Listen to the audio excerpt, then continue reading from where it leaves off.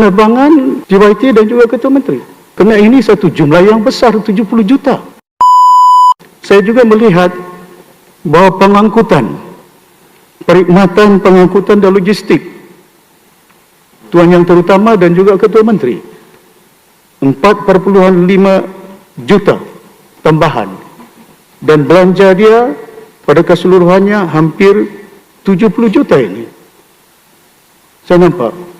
Just for pengangkutan, sewaan, penerbangan JYT dan juga Ketua Menteri. Datuk Speaker, kalau kita kira 35 hari yang ada, belanja setiap hari hampir 190,000 every day. Using that money, we're spending almost 200,000 ringgit. Kalau kita teliti secara mendalam. Sewaan ini siapa punya syarikat ini? Kemana ini? Kerana ini satu jumlah yang besar, 70 juta yang ada ini. Berapa kerap digunakan kapal terbang ini? Who is owning this